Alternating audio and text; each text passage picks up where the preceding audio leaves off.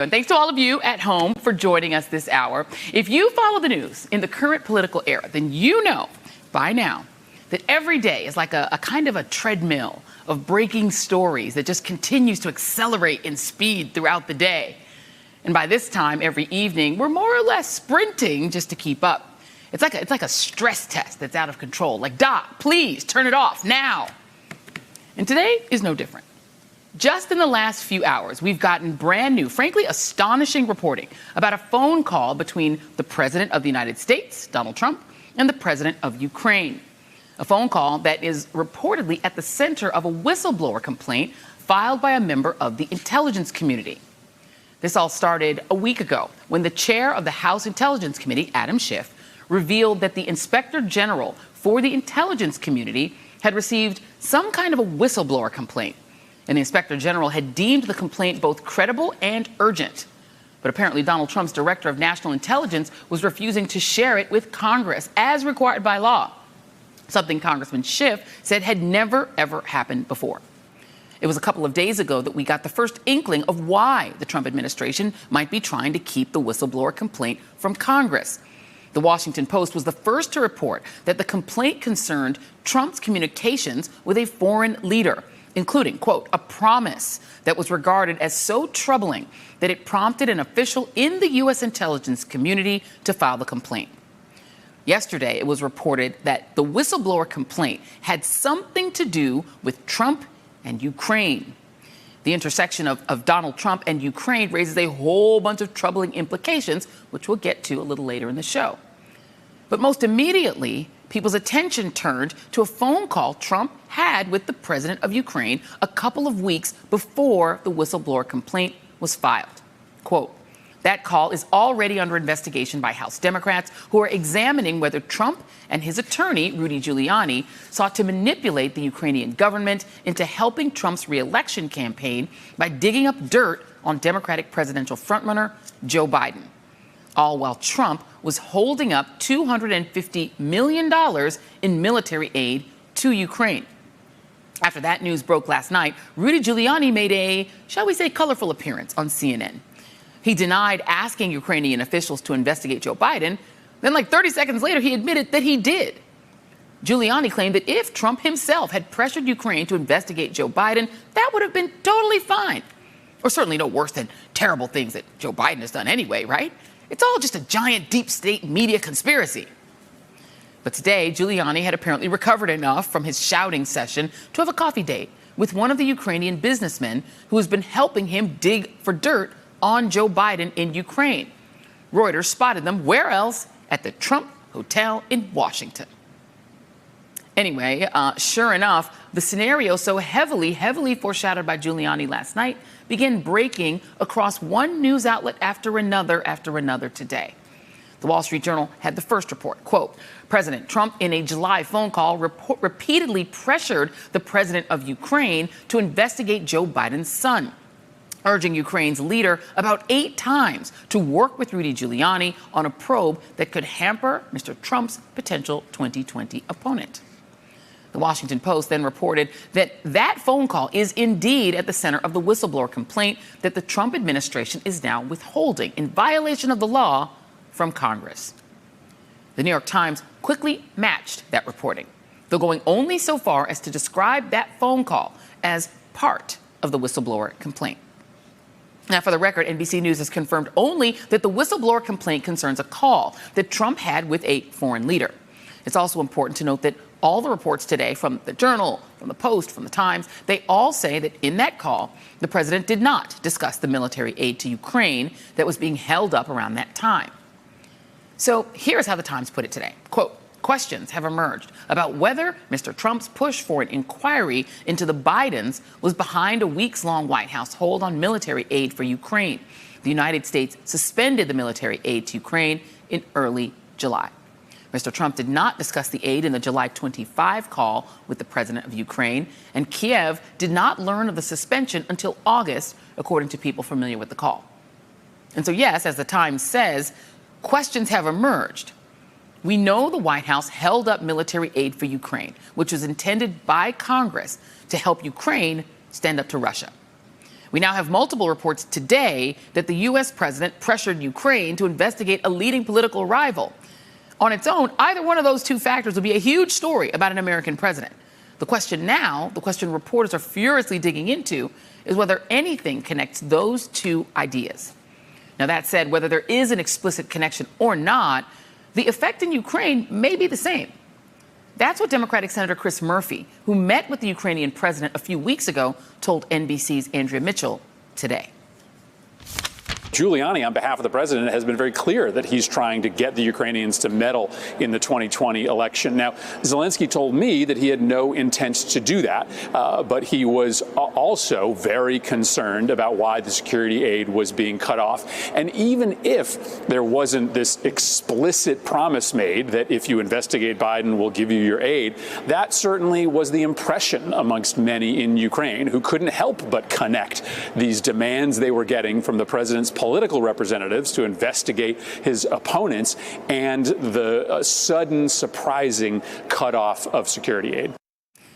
And that scenario is scary and repugnant on its own terms, no matter who the president is and no matter which foreign country he's allegedly putting the screws on. But Ukraine is not just any country. It is at the center of the political and geographical events that have defined the Trump presidency. The events that gave us this presidency in the first place, really. And it feels like we can't understand the full potential scope of this story without acknowledging the context here. So go back for a moment to 2014. Ukraine was in chaos. Protests designed to force out Ukraine's Russia-friendly autocratic leader, Viktor Yanukovych, who had gotten elected in the first place with the help of one Paul Manafort, and perhaps with a bit of shady dealing. Those protests turned into a full-on revolution. Yanukovych, who happened to be quite the autocrat and who was pushing the country closer to Russia and further from NATO, was forced to flee the country into the safety of Vladimir Putin's arms. Yanukovych's ouster freaked Russia out so much, Putin decided to actually invade Ukraine. Ukraine is the largest country in Europe after Russia. It has more than a 1,000-mile border with Russia, and it sits right between Russia and Western Europe. And right after protesters tossed out their Putin-allied president, Putin seized part of Ukraine. He seized Crimea on the Black Sea. It was the first time since World War II that the borders of a country in Europe were changed by outside military force. In response to Russia invading and seizing Crimea and waging a low-grade war in eastern Ukraine ever since, Western nations, led by the United States under President Barack Obama, took steps to punish Russia. There were strict new sanctions against the Russian oil and gas industry, for example, that really hurt the country's fragile economy, eventually scuttling what would have been a very, very lucrative deal with ExxonMobil, Trump's first Secretary of State Rex Tillerson's old company. The G8 countries decided that they would become the G7 instead, kicking Russia and Putin out. The U.S. Congress passed a military aid package for Ukraine to help them resist Russian military aggression.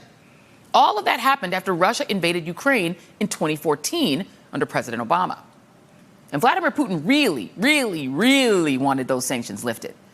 They were really painful, really hurting him politically at home, which is a problem because even if you prevent anyone else from actually running against you, you can still only hold on to power for so long if your economy is in the tank and your people blame you for it. Now, one of the things that we learned from open source reporting and then from the Mueller report is that just about every notable contact that the Russians made with the Trump campaign and the Trump transition was about sanctions. The Trump Tower meeting between Donald Trump Jr. and the Kremlin-connected Russian lawyer, that was about sanctions. National Security Advisor Mike Flynn's phone calls with the Russian ambassador, which he pleaded guilty to lying to the FBI about, those were about sanctions. A secret so-called Ukrainian peace plan cooked up by Trump lawyer Michael Cohen and his partner in planning Trump Tower Moscow, a guy named Felix Sater, which they reportedly hand-delivered to Michael Flynn at the White House. That peace plan was also basically just a plan to lift sanctions on Russia. The mysterious meeting that happened between Eric Prince and the head of a Russian sovereign wealth fund in the Seychelles Islands during the transition, that was a meeting about Russian sanctions. Mike Flynn's cockamamie plan that he tried to push through the White House to try to build nuclear power plants all over the Mideast, it was also a plan, wait for it, to get rid of sanctions. Oh, and who should pop up again but Paul Manafort, now running Donald Trump's campaign after a years-long career working for the Ukrainian political party that wanted to bring Ukraine closer to Russia. And bringing Ukraine closer to Russia is the key here. It is the flip side of the sanctions coin. The sanctions on Russia are about Ukraine. If Ukraine stops fighting with Russia, or if the United States decides that it no longer cares if Russia invaded Ukraine, well, that is the path that leads to the sanctions being dropped. Now, just generally, America's posture toward Ukraine is all about Russia and Putin. A strong, independent, well-supported, well-funded Ukraine is a good partner in standing up to Putin. A Ukraine that does not have good relations with the United States is what Putin would prefer. And all of that is the necessary context for understanding what it means that this whistleblower complaint scandal that has engulfed the White House may center on Trump's communications with Ukraine. Because this pressure that Donald Trump is reportedly putting on Ukraine to dig up dirt on his political rivals, it comes at the same time that he has appeared to be trying to reverse all of the measures that the United States took starting in 2014 to punish Russia for invading Ukraine. We have seen Trump repeatedly and insistently argue that Russia should be let back into the G7, even though the reason they were kicked out in the first place was Ukraine. And what Russia's doing to Ukraine hasn't changed at all. We saw Trump block the delivery of that military aid that's meant to help Russia to stand up to Russia, and only release the aid under bipartisan congressional pressure. We've also seen Trump cut the funding for projects to shore up European defenses against Russia, an initiative that started by the Obama administration after the Crimea invasion. Trump is using that money for his border wall instead. Now, to the extent that Vladimir Putin wants things from Donald Trump, those things almost all, in some way or another, connect to Ukraine. Dropping sanctions, getting back into the G8, blocking money or weapons going to support Ukraine in its fight against Russia. And so, yes, the whistleblower complaint in the intelligence community that Trump trying to get a foreign leader to do his domestic policy dirty work for him, that is upsetting on its own terms. But it can't be separated from the foundational scandal of this presidency, Donald Trump's relationship to Russia. Joining us now is Michael McFaul, former U.S. ambassador to Russia under President Obama. And Mr. Ambassador, always great to talk with you. Thanks for having me, Joe. So can we just go back? Because this Ukraine part, like, people think a lot about Russia and Donald Trump's seeming fealty to or strange relationship with Russia. But can you talk a little bit about Russia's sort of obsession with undoing what President Obama did with Europe together to sanction them for invading Crimea? Well, I thought you just did an excellent job. That was a great contextual, big paragraphs to put this in a bigger context. And I think it's really important to understand that. Absolutely, the things that President Obama and Angela Merkel and our allies did are things that Vladimir Putin's been trying to roll back ever since it happened. So it's sanctions, support for NATO, and support for Ukraine. Those are the three. We know that they've been trying to lift sanctions through various ways. It's part of the reasons that he supported candidate Trump in 2016. We know that they want to push back on that assistance to NATO, and you rightly pointed out that President Trump himself has now done that. And then this third piece of support for Ukraine, and I want to say, I was one of the people that gave credit to the Trump administration for not only sustaining military support for Ukraine, but they even went further than our administration, the administration I worked in. They provided lethal assistance, and I gave them credit for that. And so that's why this is such an ironic, tragic twist that the one thing that I think President Trump did right vis-a-vis Russia, he is now using to trade for something for his personal gain. But the bigger context is important. All of these things are designed to punish and deter Russia. And on every single front, President Trump has been pulling back.